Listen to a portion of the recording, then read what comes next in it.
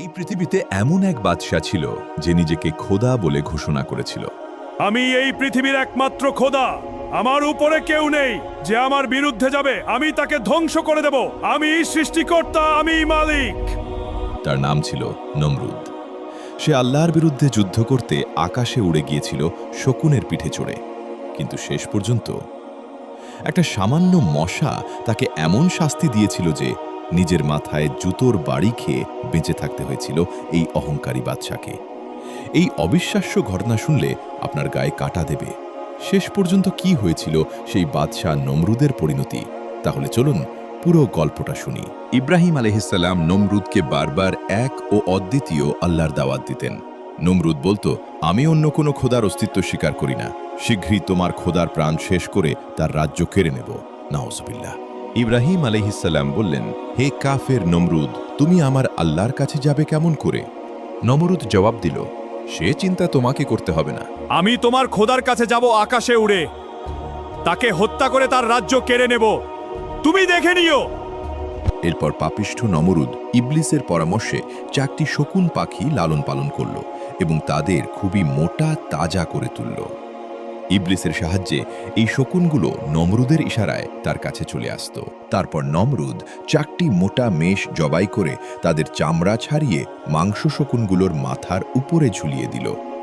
যখন শকুনগুলো মাংস খাওয়ার জন্য উপরের দিকে মুখ তুলত, তখনই নমরুদের তৈরি স্বয়ংক্রিয় যন্ত্র আকাশের দিকে উঠতে থাকত। এই যন্ত্রের 4 কোণায় 4টি শকুনকে বেঁধে দেওয়া হয়েছিল। ইবলিস নিজে শকুনগুলোর উপর ভর করেছিল। শকুনগুলো মাংস ধরার জন্য ক্রমাগত উপরের দিকে উঠতে লাগলো, আর সাথে সাথে নমরুদের যন্ত্র উপরে উঠতে লাগলো। নমরুদ নিজের জন্য কয়েকদিনের খাবার পানীয় সাথে নিয়েছিল। এভাবে 3 দিন 3 রাত উপরে ওঠার পর সে মনে করল, এখন সে আসমানের খোদার খুব কাছে চলে এসেছে। নাউজুবিল্লাহ। সেখান থেকে সে তীর ছুঁড়তে শুরু করল। আল্লাহ তাআলা ফেরেশতা জিবরাইল আলাইহিস সালামকে বললেন, জিবরাইল, আমি আমার পরম শত্রুকেও নিরাশ করি না, তুমি নমরুদের মনের আশা পূর্ণ করে দাও। তার প্রত্যেক তীরের মাথায় একটু করে মাছের রক্ত মাখিয়ে দাও, যাতে সে ভাবে যে সে আসমানের খোদাকে হত্যা করেছে। জিবরাইল আলাইহিস সালাম তাই করলেন। রক্তমাখা তীরগুলো নমরুদের যন্ত্রের উপর পড়ল। নমরুদ অত্যন্ত খুশি হয়ে নিচে নামার সিদ্ধান্ত নিল। ইবলিস আবার পরামর্শ দিল, মেষের চামড়াগুলো শকুনের নিচের দিকে নামিয়ে দাও, তাতে শকুনগুলো নিচের দিকে মুখ করবে আর যন্ত্র নিচে নামবে। এভাবে আরও 3 দিন 3 রাত পর নমরুদ জমিনে ফিরে এলো। মাটিতে নেমে গর্বে ফুলে উঠল নমরুদ। সে সরাসরি হযরত ইব্রাহিম আলাইহিসসালামের কাছে গিয়ে রক্তমাখা তীর দেখিয়ে বলল, দেখলে তো ইব্রাহিম, তোমার খোদাকে আমি শেষ করে দিয়েছি, প্রত্যেক তীরে রক্ত লেগে আছে। ইব্রাহিম আলাইহিসসালাম বললেন, হে নির্বোধ কাফির, আমার আল্লাহকে হত্যা করার সাধ্য কারও নেই। তিনি হাইয়ুল কাইয়ুম, চিরঞ্জীব, চিরস্থায়ী, তার কোনো মৃত্যু নেই, তিনি নিরাকার, অদৃশ্য। তোমার উপর এখনো আল্লাহর দয়া আছে বলেই তিনি তোমার 3 দিনের কষ্টের এই ফল পাঠিয়েছেন। এখনো সময় আছে, তওবা করো। নমরুদ রেগে গিয়ে বলল, তোমার খোদার সৈন্য সংখ্যা কত? আমি এখনই তাকে শেষ করে দিচ্ছি। ইব্রাহিম আলাইহিসসালাম বললেন, তার সৈন্য অসংখ্য, কেউ তার হিসাব জানে না। নমরুদ তখন সারা পৃথিবীর সকল রাজা বাদশাহ ও তাদের বিশাল সৈন্যবাহিনীকে বাবেলে জড়ো করার আদেশ দিল। পুরো বাহিনী 50 মাইল এলাকা জুড়ে ছড়িয়ে পড়ল। এরপর বিশ্বের বিভিন্ন প্রান্ত থেকে অসংখ্য রাজা বাদশাহ তাদের বিশাল সেনাবাহিনী নিয়ে বাবেলে এসে জড়ো হলেন। পুরো এলাকা 50 মাইল জুড়ে সৈন্যদের ঢল নেমে গেল। এভাবে নমরুদের নির্দেশে পৃথিবীর সবচেয়ে বড় সেনাবাহিনী বাবেলে জড়ো হল।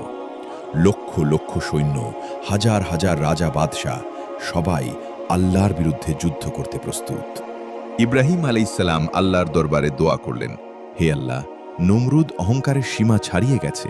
এখন যদি তার দম্ভ ভাঙা না হয়, তাহলে সাধারণ মানুষ বিভ্রান্ত হবে। আল্লাহ তাআলা দোয়া কবুল করলেন এবং বললেন, আমি নমরুদের অহংকার একদম তুচ্ছ জিনিস দিয়ে ধ্বংস করব, মশার বাহিনী দিয়ে। আল্লাহর আদেশে কোহে কাহাফ থেকে মশার এক বিশাল বাহিনী বের হয়ে আকাশ ছেয়ে গেল। এই মশাগুলো ছিল সাধারণ মশার চেয়ে 1000 গুণ শক্তিশালী ও বিষাক্ত। নমরুদের সৈন্যরা ভাবল বৃষ্টি আসছে, কিন্তু মশার দল তাদের উপর ঝাঁপিয়ে পড়ল। তারা মানুষের রক্ত, মাংস, এমনকি মগজও খেয়ে ফেলতে লাগলো। কয়েক মুহূর্তের মধ্যে লক্ষ লক্ষ সৈন্যের শুধু কঙ্কাল পড়ে রইল। ঠিক যেখানে দাঁড়িয়েছিল সেখানেই। নমরুদ যখন তার সেনাবাহিনীর এই ভয়ঙ্কর অবস্থা দেখল, সে ভয়ে পালিয়ে নিজের প্রাসাদে ঢুকে পড়ল। কিন্তু সেখানেও তাকে রেহাই দেয়া হলো না। নমরুদ প্রাসাদের ভিতরে ঢুকতেই সবচেয়ে বড় ও বিষাক্ত মশাটি তার নাকের ছিদ্র দিয়ে ঢুকে মগজে বসে গেল। তখন শুরু হলো তার জীবনের সবচেয়ে ভয়ঙ্কর যন্ত্রণা। মশাটি নমরুদের নাকের ছিদ্র দিয়ে আস্তে আস্তে ঢুকে তার মস্তিষ্কে পৌঁছে গেল। সেখানে বসে কামড়াতে শুরু করল। মশাটি তার মগজে বসে কামড়াতে থাকায় নমরুদের মাথার ভিতর অসহ্য যন্ত্রণা শুরু হলো। সে চিৎকার করে মাথায় হাত দিয়ে ছটফট করতে লাগল। যন্ত্রণায় অস্থির নমরুদ তার কর্মচারীদের আদেশ দিল মাথায় জুতো দিয়ে আঘাত করতে। জুতোর আঘাতে মশার যন্ত্রণা কিছুক্ষণের জন্য কমত, কিন্তু আবার শুরু হয়ে যেত। কেবলমাত্র মাথায় জুতো দিয়ে আঘাত করলেই যন্ত্রণা কমত।